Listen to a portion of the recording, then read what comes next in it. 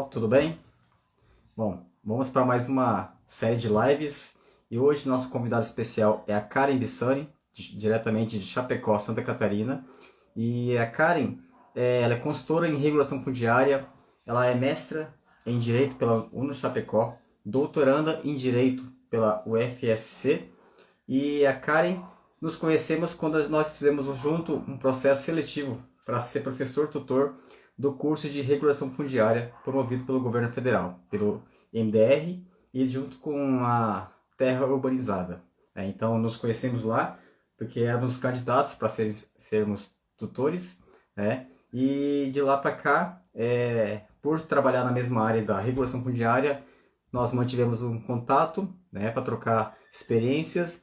E hoje agradeço imensamente a Karen por ter aceitado o convite e vir aqui contribuir, falando um pouquinho sobre a REURB, falar sobre a sua experiência, o seu conhecimento, para compartilhar com a gente toda a experiência na área de REURB, tá bom? Então já vou chamar a Karen aqui.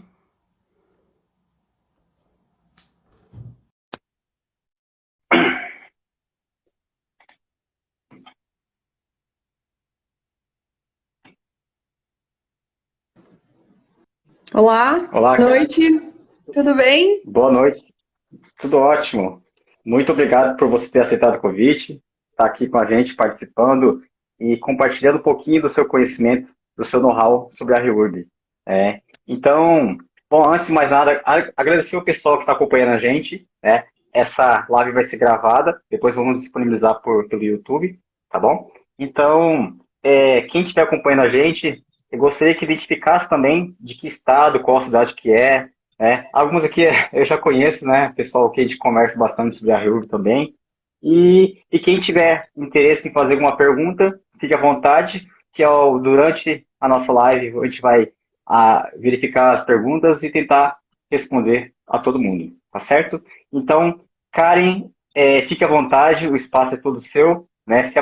Gostaria que fizesse um breve resumo da sua experiência e já emendasse também, já falar do seu tema, tá bom? Muito Tá obrigado. bom. Obrigada, muito obrigada pelo convite. Obrigada a todos que estão assistindo e que vão assistir depois no YouTube. Para mim é sempre um prazer poder falar sobre regularização fundiária, poder falar sobre o meu trabalho, poder compartilhar um pouquinho daquilo que eu faço, já venho fazendo há muitos anos. Como o Márcio falou, eu sou advogada, sou consultora em regularização fundiária. Trabalhei muitos anos na prefeitura aqui de Chapecó, na procuradoria do município e também no departamento de regularização. E atualmente eu trabalho ministrando cursos e nas universidades, em pós-graduação de Direito Imobiliário. Nós temos aqui em Chapecó uma pós-graduação que trata de regularização fundiária, então é bem importante. Então eu tenho trabalhado mais com a capacitação de servidores e de profissionais que queiram trabalhar nessa área. Eu já trabalho Karen, com... só Pois não. interrompendo, Karen, tem até colegas aí de Santa Catarina que fizeram esse curso com você e realmente eles elogiaram muito a sua aula, falou que é muito, muito produtiva, muito interessante. Que bom, eu Parabéns. fico muito feliz, obrigada. Realmente nós estamos fazendo um trabalho bem interessante. Fizemos esse ano um curso bem interessante na Escola do Ministério Público de Santa Catarina, com o Dr. Paulo Uhum. Locatelli. Atualmente eu estou ministrando um curso na Escola do Legislativo, da Assembleia Legislativa de Santa Catarina. Então, nós estamos trabalhando para capacitar tanto servidores quanto profissionais que queiram trabalhar nessa área. E desse tempo que eu trabalho com regularização fundiária, eu já passei por várias fases. Aquela fase em que nós não tínhamos legislação de procedimento, e aqui em Santa Catarina nós temos ainda, porque não foi revogado, o procedimento Lar Legal, que é um provimento do Tribunal de Justiça de Santa Legal. Catarina, e que se faz o trabalho pela via judicial, né? Aí depois, em 2009, houve a lei 11.977, e infelizmente nós não conseguimos aplicá-la aqui no município, na época eu trabalhava na prefeitura, porque nós tínhamos áreas mistas, especialmente as áreas que nós estávamos trabalhando não comportava aquele procedimento, então nós acabamos nos utilizando da via judicial. Quando veio a lei de 2017, nós realmente sentimos que era o momento de começar a trabalhar e criamos um programa aqui no município que chama Bairro Legal, para regularização de loteamentos públicos. Nós tínhamos essa dificuldade aqui. E depois eu segui o meu trabalho como consultora, trabalhando com outros municípios e trabalhando com cursos, né? E é o que eu faço hoje, trabalhando com regularização fundiária.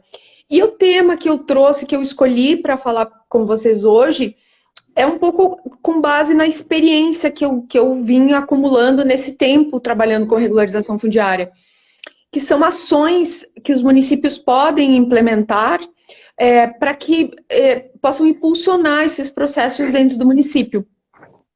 É muito da minha vivência, porque dentro desses mais de 10 anos trabalhando com regularização fundiária, eu fazia os cursos e quando eu chegava no município, eu não sabia por onde começar, eu não sabia o que fazer, né? Porque você tinha o conhecimento, mas você não sabia como implementar no município. E aí eu comecei a trabalhar exatamente com a implementação dessa política pública, de que forma a gente poderia implementar essa política pública.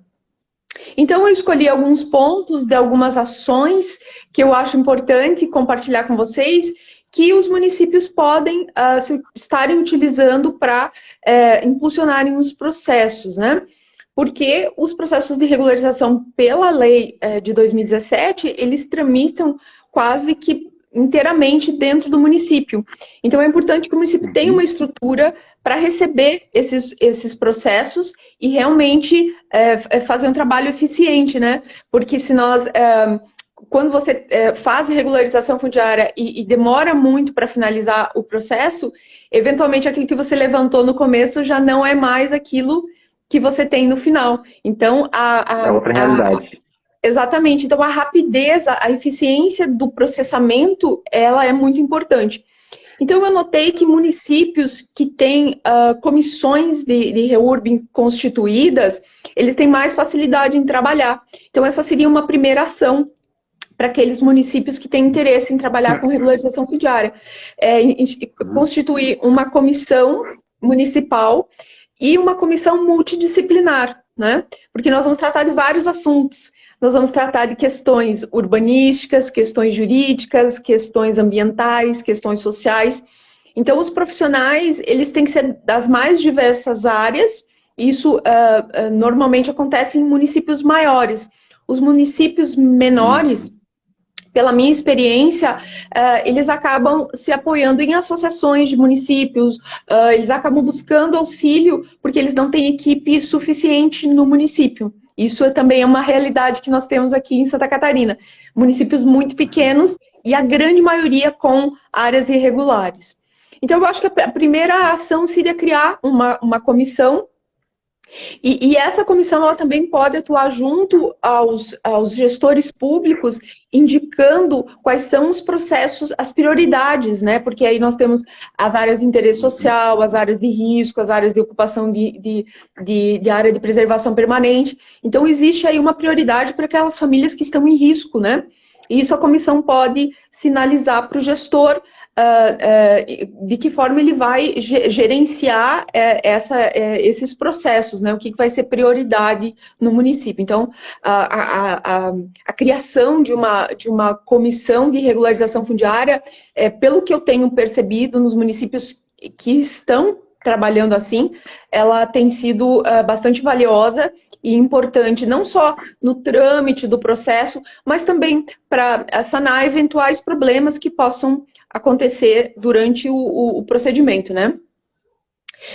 Um outro ponto que eu acho importante que os municípios precisam investir, e é por isso que eu venho trabalhando com isso, é na capacitação dos servidores.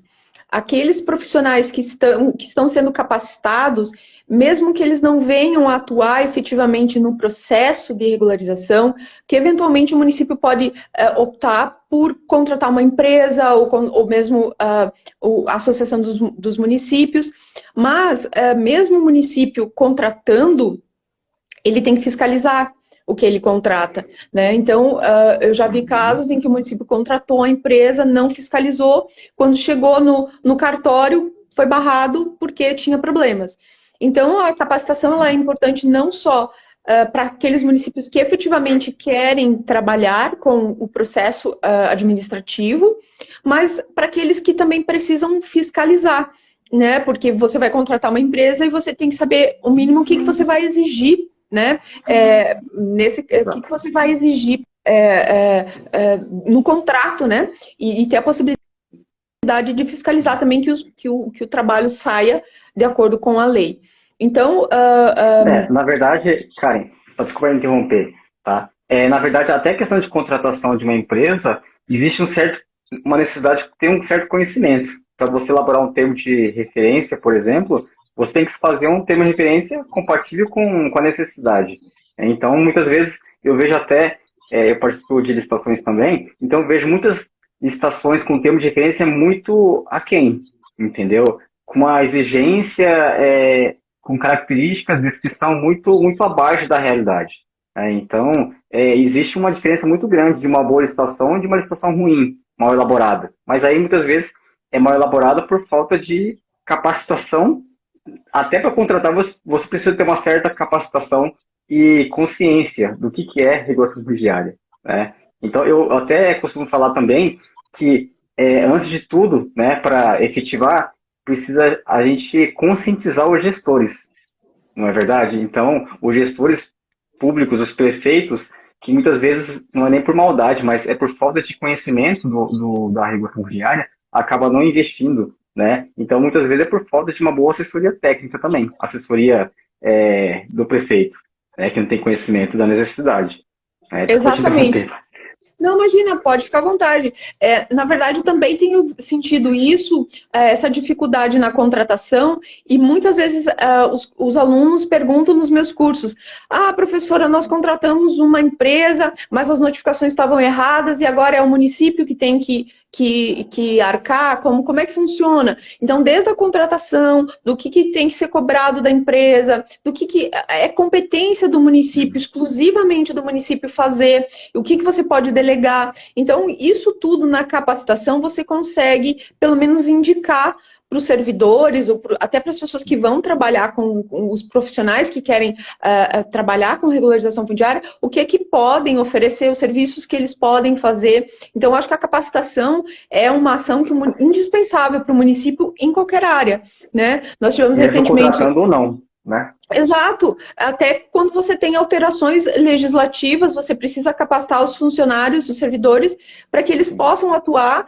né, dentro da lei, e a regularização fundiária também é assim, né? Nós temos um procedimento para seguir, que tem que ser rigorosamente atendido, e se não for atendido, não vai ser registrado. Então, a gente encontra todo tipo de problema nos municípios. Empresas que não sabiam fazer o trabalho, que foram contratadas e acabaram não terminando o seu trabalho, aí o município tem que contratar outra empresa para fazer o trabalho. Pessoas que confundem o procedimento judicial com o procedimento administrativo.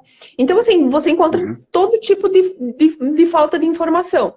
E o gestor público, quando ele é bem assessorado, ele compreende que o processo, ele tem etapas, que ele tem começo, meio e fim. Então, ele não é simplesmente um mapa que você bate um carimbo e manda para o cartório, ele tem um procedimento. Então, quando você consegue levar para os municípios essas informações, e realmente você consegue ver que os processos que vão sendo encaminhados para o cartório, eles mudam, eles têm uma qualidade técnica maior. E para o próprio município também é importante, porque muitas vezes eu ouço os colegas que trabalham em municípios reclamando que eles têm que ensinar os profissionais a fazerem o trabalho. Então, para o município também é importante, porque ele vai receber esses processos bem elaborados, bem instruídos, e vai ser mais rápido para fazer o trabalho dele, né? O trabalho que ele tem que fazer processando aquele requerimento, no caso, né?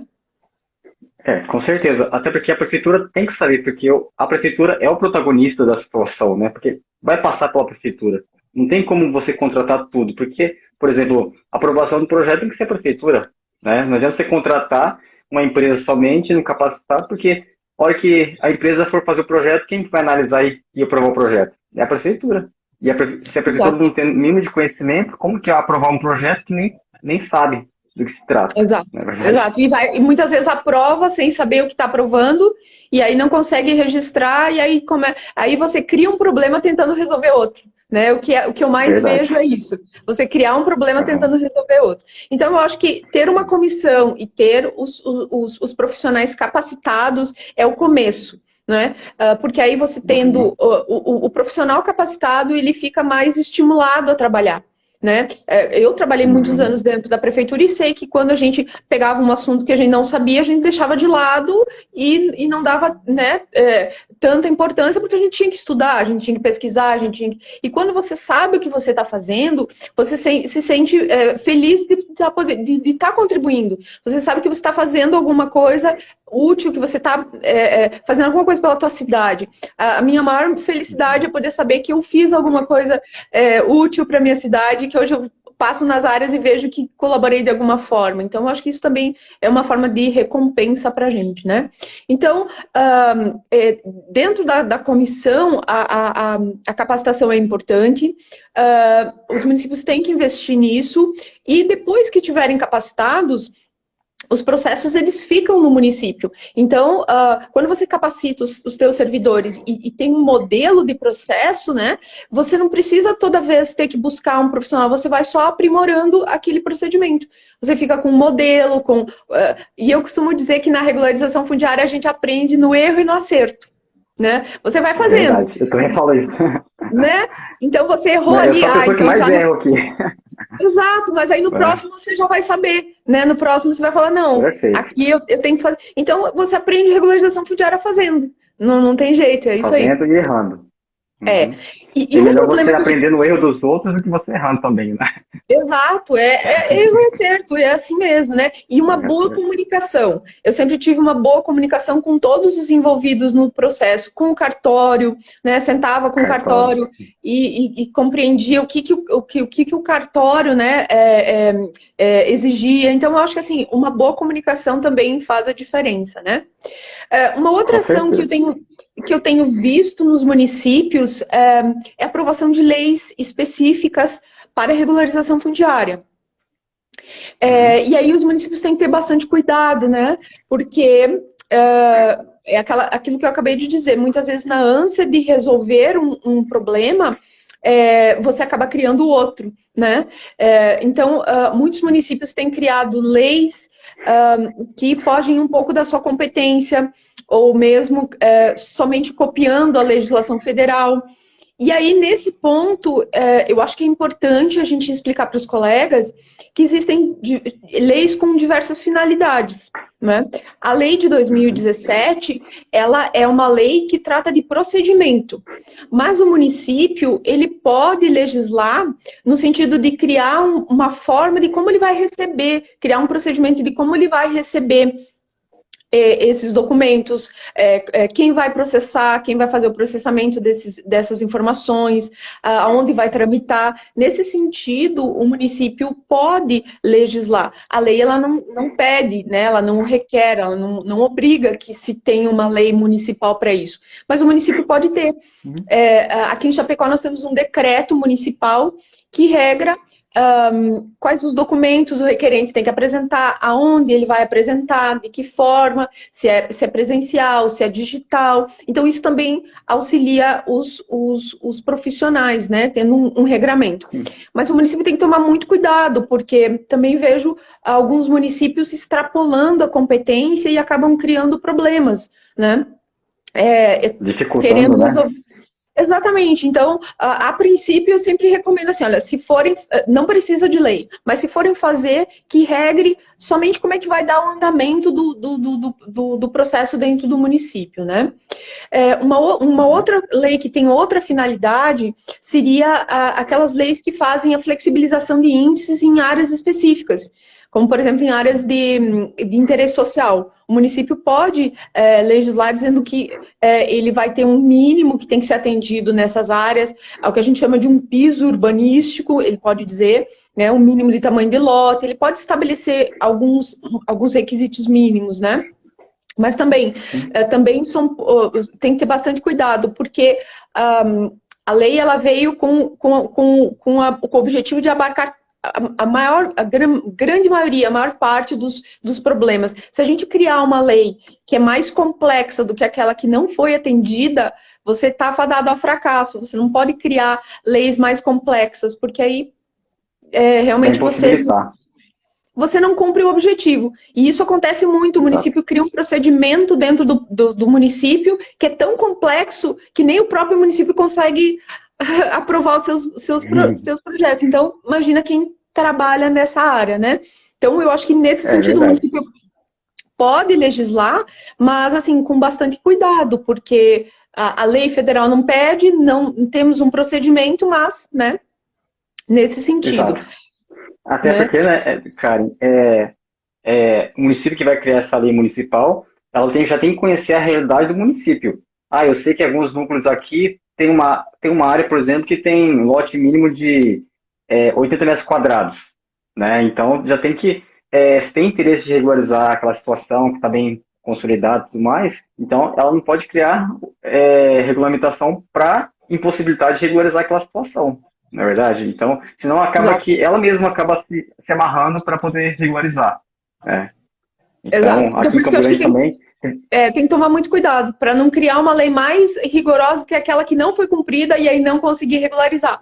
Daí não chegamos ao objetivo final, né? Então, eu acho que criar uma legislação municipal é importante, se for nesse sentido, para regrar que documentos eu vou apresentar, aonde vou apresentar, ou até mesmo para regrar a competência que a comissão vai ter.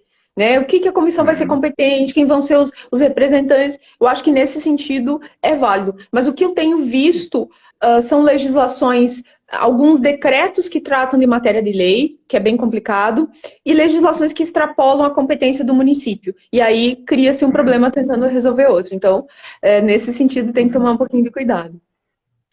Uma outra ação que eu tenho visto que funciona bastante, e aí depende já de um trabalho do município mesmo, que é um plano municipal de regularização fundiária. Por quê?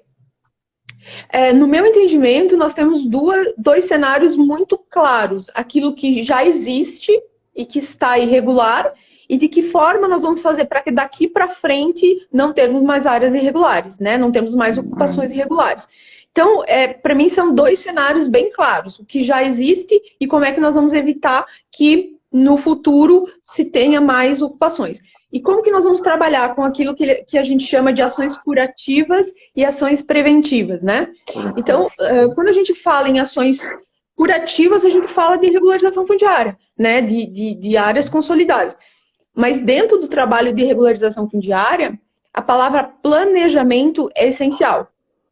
Você tem que planejar de que forma você vai trabalhar, quais vão ser as suas prioridades, se são as áreas sociais, se são as de interesse social, se são as áreas de risco, se são as áreas de preservação, quais são as suas prioridades, como você vai atuar na notificação daqueles que estão sendo classificados como REURB-E, que precisam ser notificados para que apresentem um projeto de regularização. Então, de qualquer forma, você tem que ter um planejamento de ações. Sem planejamento de ações, o ano vai chegar no final, você não vai conseguir, vai passar mais um ano e você não vai conseguir. Então, eu costumo sempre orientar os meus alunos, que são de municípios, ou enfim, que planejem ações.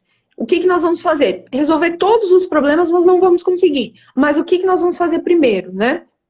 E aqui em Chapecó, na época que eu trabalhava na prefeitura, nós iniciamos o trabalho com os loteamentos públicos, porque eu entendia que o município primeiro tinha que fazer o tema de casa, o município primeiro tinha que resolver as suas áreas para depois cobrar dos particulares. Então, a gente iniciou o trabalho, a gente iniciou o trabalho nas áreas públicas, loteamentos, em que o município autorizou que esses moradores ingressassem nesses loteamentos sem que se tivesse sido levado a registro. Isso lá no final da década de 1990, então já há mais de 20 anos irregulares.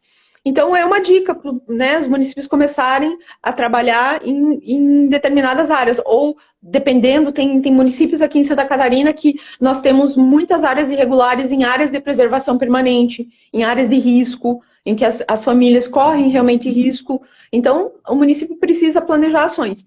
E do outro lado, naquele segundo cenário, que eu vejo é planejar ações para evitar novas ocupações. Porque senão você só enxuga gelo, né? Porque aí você faz um, surge em 3, faz mais um, surge em 4. E aí, eu acho que planejamento é a palavra. Como você acha que é a solução assim, preventiva, como você citou? Seria uma fiscalização maior, até participação da população, talvez? Sim, Canal de eu acho que denúncia? ações preventivas, eu colocaria nesse leque habitação de interesse social, porque trabalhando com essas famílias, eu posso afirmar assim, com absoluta certeza, se eles tivessem condições de estar num lote com água, com luz, com infraestrutura, eles não estariam ocupando uma área irregular. Claro, vão existir aquelas pessoas que estão de má fé sempre em todo lugar. Mas, normalmente, as pessoas elas querem estar num lote irregular. Então, aumentar a oferta de habitação de interesse social, para mim, é uma ação preventiva. Porque aí você vai ter oportunidade, dar oportunidade para essas pessoas ocuparem áreas regulares. Quando elas não têm condições de ocupar áreas regulares, normalmente elas são empurradas para a irregularidade, né? E também a fiscalização. E aí a fiscalização, ela não só abrange áreas de interesse social, ela abrange, inclusive, áreas de interesse específico, né? E aí a gente tem esse procedimento de fiscalização lá no artigo 75 do decreto de 2018, né, que regulamentou a lei, e que fica muito claro que o município tem que notificar esses parceladores faltantes e se for o caso, regularizar e depois cobrar. Né? O que não podemos fazer é deixar sem fiscalizar, né? Sem fazer a fiscalização. Seriam Exato. ações preventivas e, eu volto a dizer, planejamento. Eu acho que o planejamento é importante. Verdade, Karen. Você falou uma coisa interessante, Karen, porque na realidade, né, quando a gente vai fazer uma regulação, por exemplo, área pública, né, eu também trabalhei na prefeitura e tinha situações que você começa a fazer um trabalho de regulação fundiária, cadastrar as famílias, e já começa aquela especulação que vai ser regularizado, e quando tem lotes vazios, o que acontece? Já começa a entrar novas invasões nessas áreas vagas, porque já está com aquela especulação de que vai ser regularizado, então começa os próprios moradores mesmo orientar o primo, um parente para entrar naquela área para tentar ser contemplado junto com o pessoal. Né? Então, isso, o que a gente costumava fazer, inclusive, era tirar foto com um drone da área que vai ser regularizada, para você ter argumentos e provas de que aquela ocupação, o que está sendo regularizado é aquela ocupação já consolidada. E as novas invasões, a gente usa provas de que não, você está tentando entrar numa área agora, recente, né? Então não podemos permitir essa invasão, né? Porque realmente Exato. vai ter pessoas que são de má fé, nesse sentido também. E aí vai também do município fazer um bom trabalho social, né? Um trabalho com os moradores, esclarecer o trabalho, explicar como é que vai ser o procedimento, explicar por que eles não podem permitir a continuidade, né, do parcelamento irregular, explicar por que eles não podem continuar construindo, enfim, aí vem o trabalho social mesmo que tem que ser feito pelo município. Eu trabalhei aqui em Chapecó em uma das maiores, na maior regularização que nós fizemos até então, que foi num distrito, o distrito do Marechal Bormann. Nós tínhamos aqui mais de 600 famílias e nós trabalhamos junto com a Procuradoria, junto com o Departamento de Habitação, nós trabalhamos por 2 anos fazendo o trabalho social individual de família por família, chamando as famílias e explicando o processo. E nós tivemos, na época, nós fizemos um termo de aceite ao projeto de regularização, nós tivemos mais de 95% de aceite desse projeto. Então, o trabalho social, ele é muito importante para evitar novas ocupações durante o processo de regularização e também para que as pessoas se conscientizem que se eles não cooperarem, a regularização não vai chegar ao fim tão cedo, né? Então, uma última ação que eu queria comentar, que eu acho que é bem importante, que algumas pessoas esquecem, e aí depende muito da forma com que os gestores vão lidar com os processos, vendo como esses processos chegam no cartório de registro de imóveis. E aí é uma dica tanto para aqueles colegas que trabalham na prefeitura, quanto os profissionais de regularização fundiária que querem atuar nessa área é a organização dos documentos. O que a gente vê muitas vezes são municípios recebendo processos sem sem organização, sem numeração de folha, sem explicação do que está acontecendo naquele núcleo, simplesmente mandam um mapa para o município e aí o município não sabe para onde começar na análise. Então, uma ação que eu vejo que funciona muito é quando o município consegue organizar a gestão dos seus processos dentro do município, onde vai receber, quem vai receber, quais são os documentos que são exigidos, e organizar esses processos dentro do município. Por quê? O que acontece muitas vezes? Quando há uma troca de gestão, se você não tem os documentos arquivados, se você não tem isso organizado, muitas vezes o profissional que vai iniciar trabalhando numa nova gestão, ele tem que começar o trabalho tudo de novo, porque ele não teve um arquivo digital desses documentos, né? Então isso é muito importante para os municípios, organizar o trabalho de regularização né, num departamento, ou enfim, ter profissionais para fazer esse trabalho. Porque numa eventual troca de gestão, é possível que se perca esses documentos, e aí você tem que começar o trabalho tudo de novo.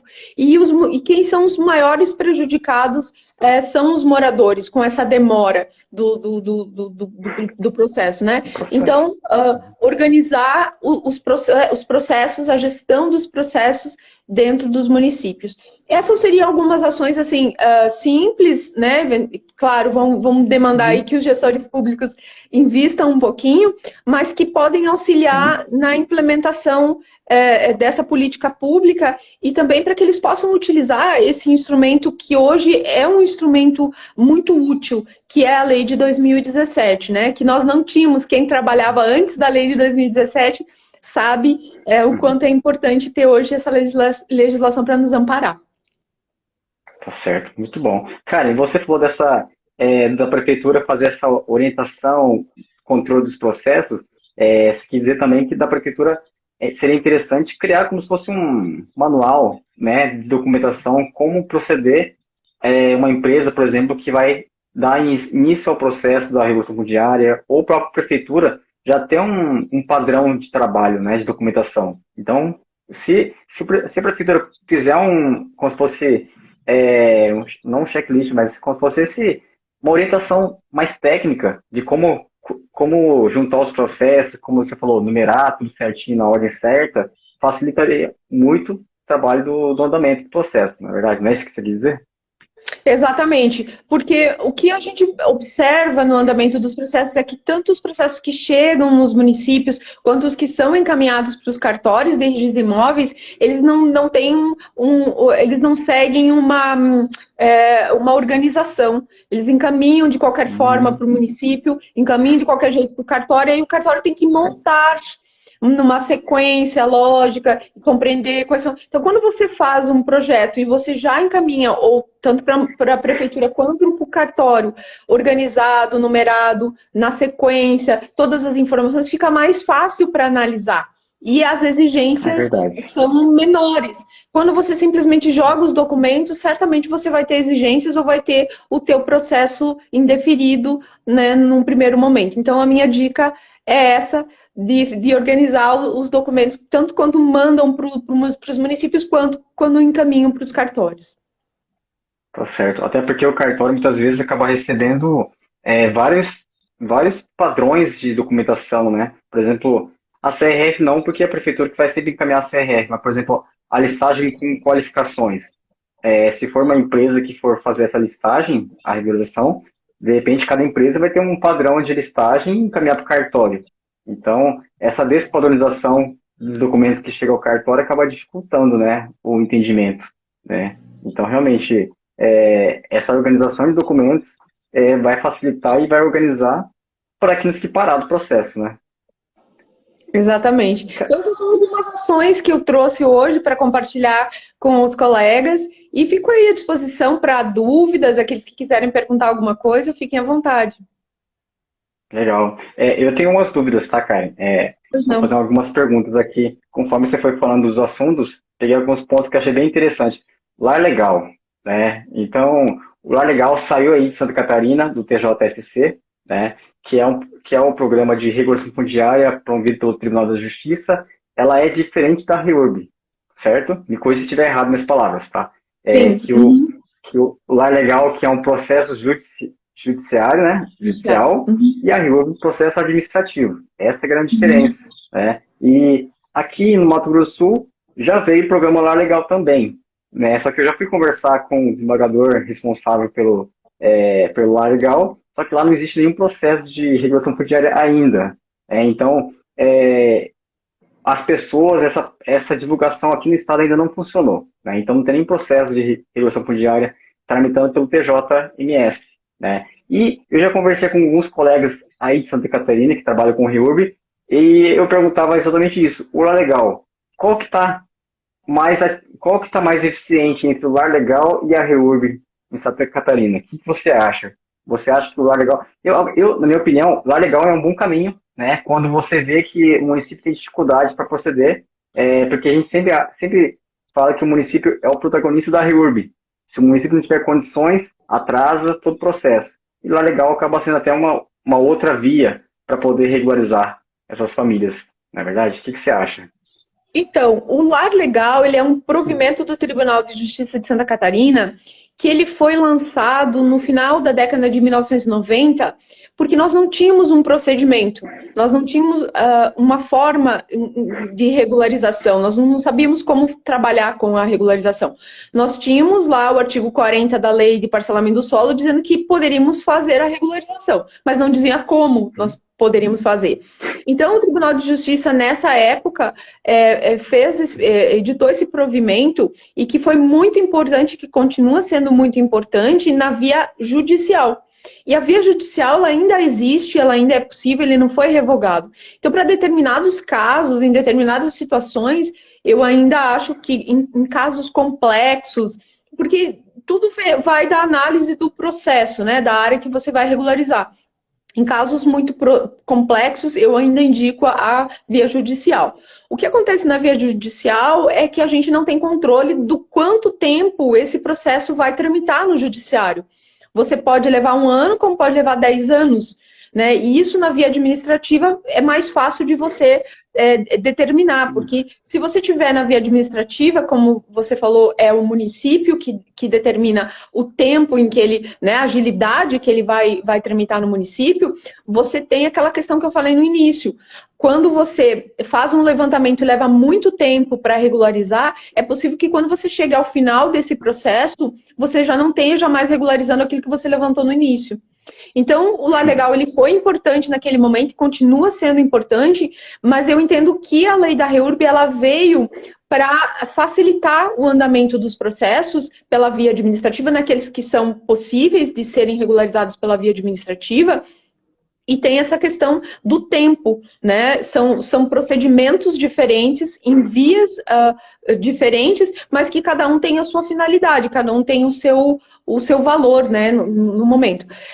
Os processos de REURB, eles têm essa vantagem da agilidade, de você poder dar mais agilidade aos processos, e que nessas áreas é muito importante, porque são áreas que estão em constante modificação. Então, eu entendo que os dois procedimentos são importantes, cada qual em um determinado momento processual ou numa área específica, cada um tem o seu valor. Perfeito, também acho, concordo. Outra coisa, Karen, já que muitos profissionais que estão acompanhando nossa live, são profissionais que já estão atuando ou interessados em atuar na REURB. Então, são os profissionais que gostam do assunto também, está aqui para tentar tirar algumas dúvidas. Então, como você vê o mercado da REURB no cenário nacional e na sua região também, Santa Catarina? A demanda, a necessidade, Sim. Tem muitas áreas irregulares. Áreas irregulares praticamente todos os municípios têm, né? Eu tenho sentido que nos últimos 2 anos A partir de 2019, a partir dali, as pessoas começaram a se atentar mais para a regularização fundiária. Até porque um dos maiores beneficiados pela regularização fundiária é o próprio município, que vai ter aí o seu cadastro imobiliário atualizado, a possibilidade de cobrança, né, dos tributos que ele não poderia se não estivessem, esses imóveis não estivessem no seu cadastro, enfim, beneficia a todos, né? A partir de 2019, eu comecei a sentir um aquecimento no mercado, no sentido de que as pessoas começaram a buscar informações, buscar capacitações e entender como que o procedimento se dava. 2020, 2021 nós tivemos um cenário um pouco atípico por conta da pandemia, mas agora nós voltamos a trabalhar, voltamos a fazer as capacitações, os cursos, e vejo muitos profissionais buscando pós-graduação, buscando se capacitar realmente para trabalhar, o que é muito importante. Né? Então, aqueles profissionais que ainda não trabalham nessa área, que gostariam de trabalhar, a minha dica é: busquem uma capacitação, busquem bibliografia, estudem, né, pesquisem, compreendam, conversem com outros profissionais que já estejam trabalhando, e é um mercado que tem muito, muito trabalho. A gente sabe que tem muito trabalho, mas tem trabalho para aqueles profissionais capacitados e competentes para fazer o trabalho.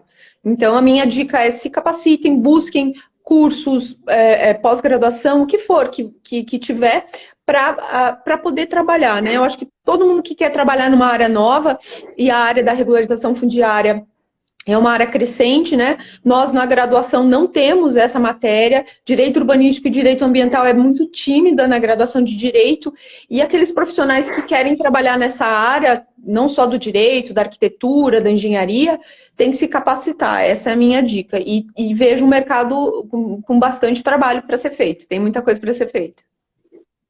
Na verdade, tem mais demanda do que profissionais, né? Então, então o mercado está aí, na verdade. Então, por isso que as pessoas estão começando a procurar. Eu costumo dizer que o sucesso é fazer aquilo que ninguém faz bem feito. Então, se você fizer um trabalho bem feito, tenha certeza que você vai ter sempre clientes e vai ter sempre trabalho. Tá certo. Eu tô vendo aqui o colega, o Jefferson, ele que comentou para mim. Ele falou aqui, tá falando que teve aula com você, cara, no MPSC. Excelente professora. Isso, muito obrigada. Nós tivemos um curso recente no Ministério Público de Santa Catarina, Dr. Paulo Locatelli, que é a maior autoridade de regularização fundiária aqui em Santa Catarina. Ele promoveu um curso, ele é diretor da escola do Ministério Público, e promoveu um curso excelente. Nós tivemos agora no primeiro semestre, já estamos pensando num segundo curso, porque muitas pessoas ficaram interessadas e foi um sucesso. Então, legal. Muito obrigada, Jefferson, muito obrigada. Isso que eu ia perguntar, tem previsão para abrir o curso novamente? Tem muita gente interessada no curso. Exato, tem uma demanda muito grande. Nós estamos pensando para o segundo semestre, realmente, mas ainda estamos conversando sobre isso. Mas muita gente querendo se capacitar, e eu fico muito feliz em poder compartilhar um pouco do meu conhecimento com o pessoal que está começando. Que legal. Cara, você tem feito palestras também sobre a regulação fundiária ou não? Ou só a parte de curso? Sim, eu tenho feito capacitação em cursos, trabalho em pós-graduações, e agora na segunda-feira eu vou fazer uma palestra para o Ministério Público do Paraná. Eles vão ter uma capacitação para os promotores de justiça, já vem acontecendo, e eu vou fazer uma palestra na segunda-feira de manhã para o Ministério Público do Paraná. Uhum. Legal. E você oferece mentorias também para profissionais interessados? Alguma coisa assim? Ou não, mais a princípio curso não. coletivo? Só cursos. Eu normalmente divulgo os meus cursos ou no meu Instagram ou no meu site, regularizaçãofundiarianaprática.com. Podem buscar na internet, e eu normalmente faço a divulgação ou no Instagram ou no meu site. Legal, perfeito. Então, quem estiver interessado em saber um pouco mais sobre capacitação da Karen, só entrar no Instagram dela, Karen_Bissani. É isso, né? Exato. Isso. E o site Regulação Fundiária, desculpa. Naprática.com. Uhum. Naprática.com, tá aí. Então tá. Bom, alguém tem uma pergunta? Eu vi só comentários aqui, mas não vi nenhuma pergunta. Deixa eu ver se tem uma pergunta aqui. Eu vou dar uma olhadinha rapidinho aqui, só um minuto. Na verdade, a maioria foram mais comentários. Bom, a princípio é isso, cara. Então, acho que a sua fala foi bem clara, então não teve nenhuma dúvida. Né? Então, bom, para encerrar, gostaria de fazer algum fechamento, algumas considerações? Sim, eu gostaria de agradecer a oportunidade de poder falar com vocês. Esse canal de comunicação é muito importante. Dizer que vale muito a pena trabalhar com regularização fundiária. É um trabalho que aqueles que fazem com coração sabem que nós trabalhamos para aquelas pessoas que estão naquelas áreas, né? Para quem mora em áreas regulares, quem tem a sua cama quentinha, o seu chuveiro quentinho, a regularização fundiária pode não ser importante. Mas para aquelas pessoas que moram nas áreas irregulares, a regularização fundiária é importante. Nós precisamos trabalhar por essas pessoas. E é para essas pessoas que eu trabalho. Eu fico à disposição, aqueles que quiserem acessar o site ou me chamar no Instagram, tiverem dúvidas, quiserem material de apoio e mais informações. E quando quiserem que a gente volte, né, fazer mais lives com outros assuntos, eu me coloco à disposição de vocês. Muito obrigada pela oportunidade. Perfeito. Muito obrigado você, Karen, por ter participado. Eu também gosto de falar exatamente isso, que nosso papel, o propósito de trabalhar com a REURB tem um significado muito importante, porque a gente muda a vida das pessoas. Né? Então, a gente está atendendo, na verdade, a ponta, aquelas famílias que realmente precisam. Né? Então, quando a gente vê o resultado da emoção das pessoas recebendo aquele documento, que é um simples papel, né? E as pessoas choram mesmo quando recebem. Então, mudar a vida das pessoas é praticamente o nosso propósito trabalhar na REURB. Né? Então, aos profissionais, colegas, vale a pena trabalhar com o REURB porque a sensação é indescritível. Né? E a gente pode sempre colaborar de alguma maneira. Né? Eu, por exemplo, quando faço um trabalho de uma regulação no núcleo, eu seleciono algumas famílias, daquelas mais necessitadas, para a gente oferecer e fazer uma regulação fundiária gratuita, dando de graça mesmo, até a regulação plena, porque são aquelas pessoas que precisam, querem, mas não têm condições. E você vai ver que toda a área tem essas famílias que realmente precisam. Né? Então, é uma dica aí para quem quer trabalhar ou quem trabalha na REURB, tentar oferecer alguma coisa a mais também, não só regularizar. Né? Então, claro, a gente precisa monetizar, porque tem que ter o retorno do investimento.